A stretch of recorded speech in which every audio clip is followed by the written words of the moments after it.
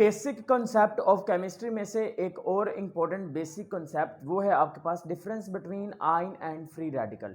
Dear friends, इस topic में basically हम ये देखेंगे कि जो आयन है वो किस तरह से फ्री रेडिकल से मुख्तलिफ होता है। लेकिन उससे पहले मैं आपको सजेशन ये देना चाहूँगा कि अगर आपके पास आयन और फ्री रेडिकल का कॉन्सेप्ट नहीं है तो पहले आप आयन और फ्री रेडिकल वाले वीडियोस देख लें या फिर उसको समझ लें, उसके बाद आप उनके डिफरेंसेस को कंपेयर कर सकते हैं बहुत इजीली और समझ भी सकते हैं।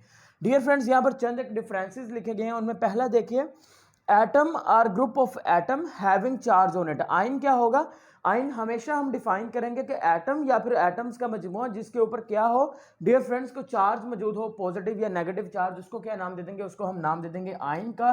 फॉर एग्जांपल डियर फ्रेंड्स, यहाँ पर देखिए एक एटम था मेरे पास सोडियम का, ठीक है। अब सोडियम का जो एटम है, सोडियम का एटम अपना एक इलेक्ट्रॉन रिलीज कर रहा है। जब ये एक इलेक्ट्रॉन रिलीज करेगा, इलेक्ट्रॉन के रिलीज करने से इसके ऊपर पॉजिटिव चार्ज आ गया।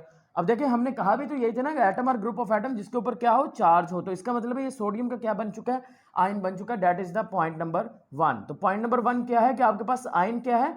आयन वो होगा कि एटम या एटम का मजमूआ जिसके ऊपर पॉजिटिव या नेगेटिव चार्ज हो, उसको क्या नाम देंगे? आयन का। इसी तरह से अगर डियर फ्रेंड्स मैं यहां पर क्लोरीन की बात कर लेता हूं, Cl की। क्लोरीन को देखिए डियर फ्रेंड्स, क्लोरीन जब एक इलेक्ट्रॉन लेगा, क्लोरीन ने क्या किया? व्हेन क्लोरीन ने एक इलेक्ट्रॉन हासिल किया, एक इलेक्ट्रॉन के हासिल करने से उसके ऊपर जो चार्ज आएगा डियर फ्रेंड्स वो Cl -1 आ जाएगा। अब यहाँ पर देखें इसके ऊपर जो चार्ज है वो नेगेटिव आ गया, that's means that it is also an ion. तो ये भी क्या है? एक आयन है।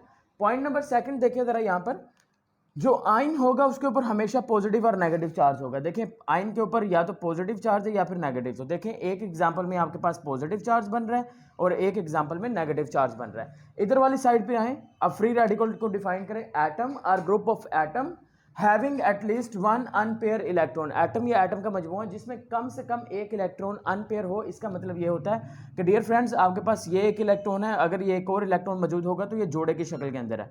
लेकिन अगर ये इलेक्ट्रॉन अकेला होगा, जैसे कि 1 ये अकेला है, अगर 3 इलेक्ट्रॉन होंगे तो 2 का पेयर बन गया, एक फिर अकेला हो गया। 5 इलेक्ट्रॉन होंगे तो कितने पेयर बन जाएंगे? 2 जोड़े बन जाएंगे, 2 और 2 के 4, और पीछे 5वां जो होगा वो फिर अनपेयर हो जाएगा।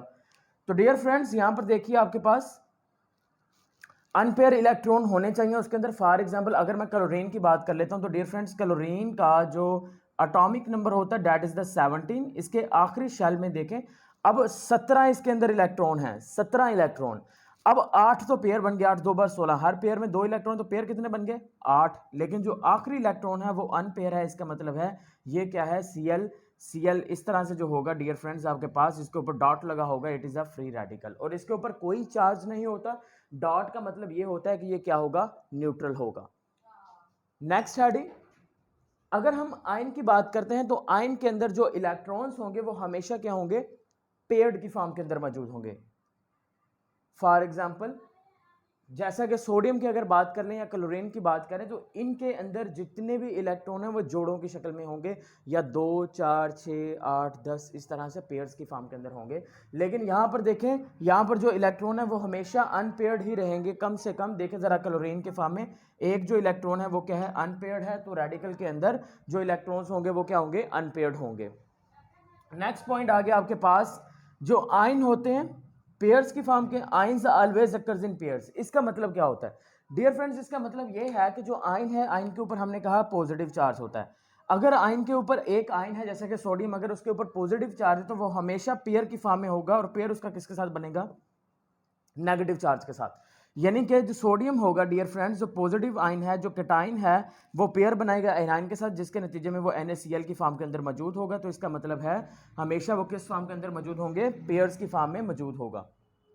उसके बरक्स अगर हम फ्री रेडिकल्स की बात करें तो जो फ्री रेडिकल्स होते हैं डियर फ्रेंड्स ये इंडिपेंडेंटली एग्जिस्ट कर सकते हैं। जैसा कि डियर फ्रेंड्स आपके पास H3C ये आ गया फ्री रेडिकल, इसी तरह से Cl इसका फ्री रेडिकल। तो ये फ्रीली इंडिपेंडेंटली एग्जिस्ट कर सकते हैं, इवन के एयर के अंदर भी एग्जिस्ट कर सकते हैं। नेक्स्ट वन इज जो आयंस होते हैं वो स्टेबल हो जाते हैं। डियर फ्रेंड्स आयन स्टेबल उस वक्त होंगे जब वो अपने ऑपोजिट आयन के साथ मिलकर कंपाउंड बना देंगे। आयंस स्टेबल कब होंगे? जब वो क्या बना देंगे? कंपाउंड बना देंगे। अब देखें आयंस जो हैं, जैसे कि सोडियम का आयन पहले अनस्टेबल था, जब ये अपने ऑपोजिट चार्ज क्लोरीन के आयन के साथ मिला तो ये इसने मिलकर एक कंपाउंड बना दिया। कंपाउंड कौन सा है? Ionic compound. तो इस वक्त ये स्टेबल हो गया। तो इसलिए कहा जा रहा है कि आयंस जो होंगे वो स्टेबल हो जाते हैं, लेकिन जो आपके पास फ्री रेडिकल हैं वो भी स्टेबल होंगे, लेकिन यहाँ पर स्टेबिलिटी की जो कंडीशन है वो कुछ और है कि ये स्टेबल उस वक्त होंगे जब ये इलेक्ट्रॉन क्या कर लेंगे, एक्सेप्ट कर लेंगे। जैसा कि डियर फ्रेंड्स यहाँ पर फ्री रेडिकल है आपके पास क्लोरीन, जिसके अंदर इलेक्ट्रॉन है 17। अगर ये एक इलेक्ट्रॉन ले लेता है तो एक इलेक्ट्रॉन को लेने से इसके अंदर इलेक्ट्रॉन कितने हो जाएंगे, 18 हो जाएंगे। तो देखिए 18 इलेक्ट्रॉन है तो इसका मतलब 9 पेयर बन के, नहीं 9 जोड़े बन गए। इसका मतलब है ये इस तरह से स्टेबल हो सकता है अगर ये इलेक्ट्रॉन को क्या कर ले, एक्सेप्ट कर ले।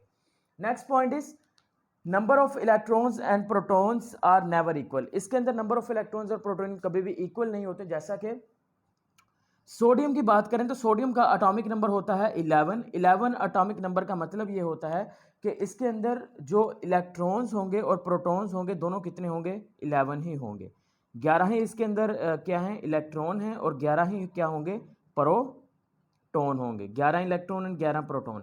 लेकिन सोडियम से जब सोडियम का आयन बना था तो सोडियम का आयन बनने के दौरान सोडियम ने अपना एक इलेक्ट्रॉन रिलीज किया था। अब देखिए जब ये अपना एक इलेक्ट्रॉन रिलीज करेगा तो 11 इलेक्ट्रॉन की जगह कितने रह जाएंगे, 10 इलेक्ट्रॉन रह जाएंगे, लेकिन प्रोटॉन तो 11 ही है ना। तो देखिए अब यहाँ पर जो नंबर ऑफ इलेक्ट्रॉन्स और प्रोटॉन्स हैं वो इक्वल नहीं रहे, इलेक्ट्रॉन कम हो गए हैं, प्रोटॉन ज़्यादा हो गए हैं। इसी वजह से हम कहेंगे कि यहाँ पर जो नंबर ऑफ इलेक्ट्रॉन और प्रोटॉन्स है these are the never equal. लेकिन फ्री रेडिकल्स में देखें, फ्री रेडिकल्स में जैसा कि क्लोरीन के ऊपर एक लगा था आपके पास डॉट, अब क्लोरीन के ऊपर डॉट लगने का मतलब ये है कि इसमें अनपेयर्ड इलेक्ट्रॉन है, लेकिन ये ना तो इसने इलेक्ट्रॉन लूज किया है ना ही अभी गेन किया है। तो इसका मतलब है अगर इसका एटॉमिक नंबर जो 17 है तो इसके अंदर 17 ही इलेक्ट्रॉन इस वक्त मौजूद हैं और 17 ही क्या मौजूद होंगे, प्रोटॉन्स मौजूद होंगे। तो डियर फ्रेंड्स यहाँ पर देखिए जितने इलेक्ट्रॉन्स हैं उतने ही क्या होंगे, इसके अंदर प्रोटॉन्स मौजूद होंगे फ्री रेडिकल्स के अंदर।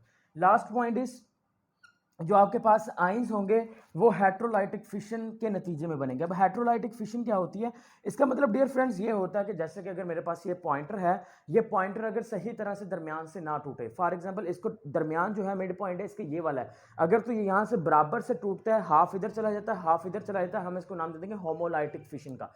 लेकिन अगर देखें ये यहाँ से टूटता है, इधर वाला एरिया ज्यादा है, इधर वाला एरिया क्या हो गया, कम हो गया, उसको हम नाम दे देंगे हेट्रोलाइटिक फिशन का। तो डियर फ्रेंड्स आइन उस वक्त बनेंगे जब यहाँ पर बांड की जो ब्रेकेज होगी वो कौन सी होगी, हेट्रोलाइटिक फिशन मैनर में होगी।